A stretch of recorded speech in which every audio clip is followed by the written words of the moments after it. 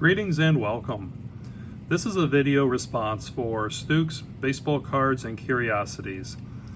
And he just hit 200 subscribers, which is well deserved because Scott has a nice channel and a great collection.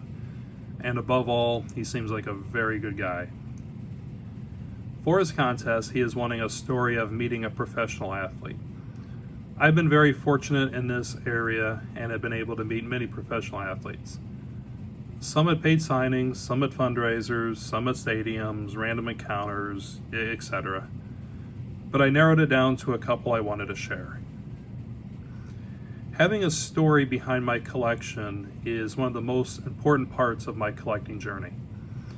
If you follow my channel, you also know I'm a pretty big autograph collector, but I am picky about how I get my autographs. And I'd say 90% of them I've gotten in person. It's how I like to collect them. So if you see an autograph in the background of a video, there's probably some sort of story behind it. Maybe it's a great encounter, maybe it's not, but there's a story. Like you, Scott, Denny McLain is one that I have probably met the most. Most recently was last October at a show. McLain was set up and I pulled over a chair while I was thumbing through some 1957 Topps football. And I listened to McLain share his strong dislike of Tim McCarver. I always enjoy hearing the dirt. But I am going to share 3 quick stories of meeting professional athletes. All of them were at a national. I've told one of these before, but I love the memory, so I'm going to share it again. The first was at the 2019 National, and I had a free ticket to get Jim Lefevre, the 1965 Rookie of the Year winner. And I also bought a ticket to get Doc Gooden, a ball signed for my dad since he was a fan. And I told Gooden that the ball was for my dad, and he told me, he goes, make sure you tell your dad hi from me, and that I am very appreciative that he was a fan, which I thought was really cool. But I was the last in line to get Doc, and I was wearing an Andrew Luck jersey because I'm a huge Colts fan. And Gooden started talking football with me, and then Lefevre came over and joined the conversation, and we probably stood and talked football for about 10 minutes. And the funny thing was that Lefevre explained Luck's calf injury to us because he said he experienced the same injury, and I wouldn't say he warned us, but he said it was going to be much worse than what we think. And sure enough, about 2 weeks later, Andrew Luck retires. Lefevre just about called it. But it was pretty cool talking football with 2 Rookie of the Year winners. The second story I want to share is from the 2017 National. And I was excited to meet and get Cal Ripken Jr.'s autograph. When I wasn't collecting as much, I still wanted a Ripken autograph ball. He was my grail autograph for a while, so I was really excited. My wife and my son were with me at the National.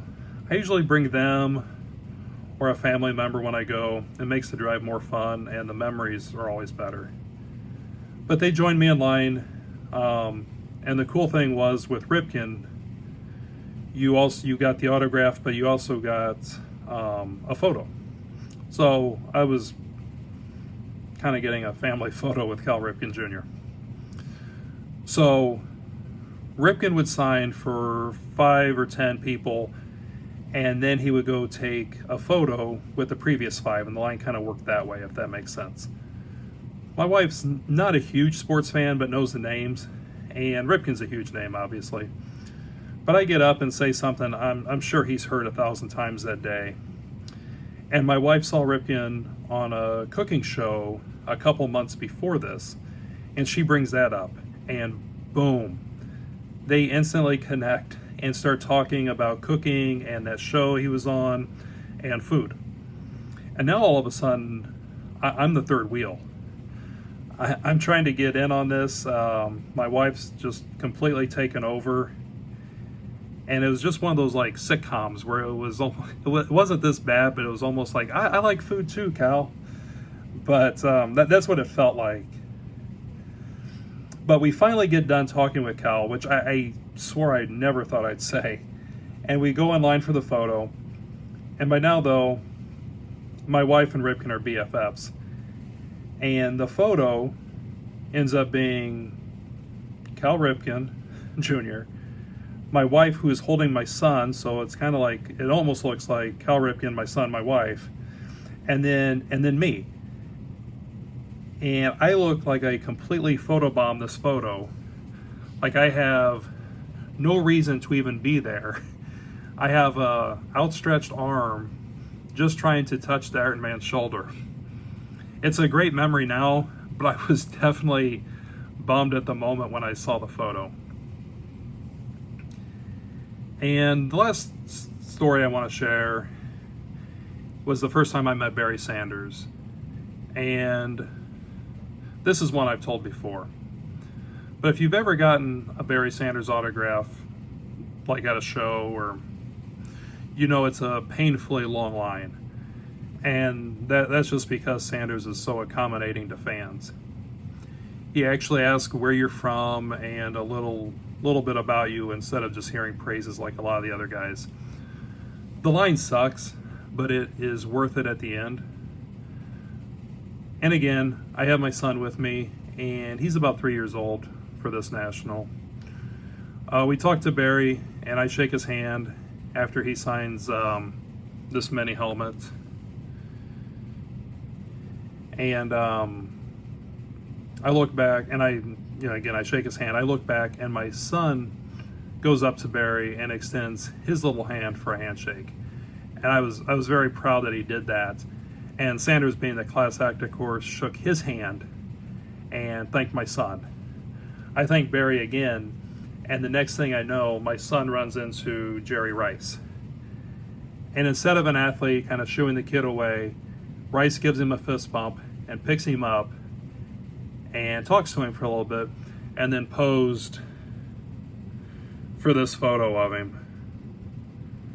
As you can see, I think my daughter got a marker on the bottom of this. I thank Rice, and he was as cool as someone could be.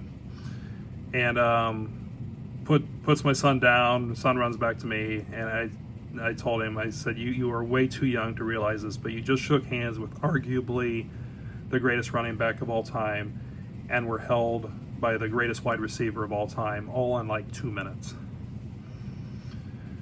But stories like these are why I mostly collect in-person autographs.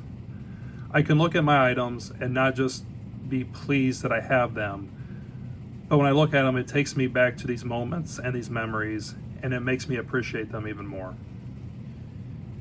If you're ever on the fence of doing like a paid signing where you get like a word in with the athlete, I definitely would say do it. Not all athletes are great. Jim Rice wasn't that cool. He wasn't bad, but wasn't great. But Eric Dickerson was. So was Eddie Murray, Johnny Bench, and many more. And the great thing for me is that I have stories like these about all those guys as well. So Scott, congratulations on 200 subscribers. Thank you for doing this and giving me a chance to relive these moments. Thank you for watching, and enjoy your collection.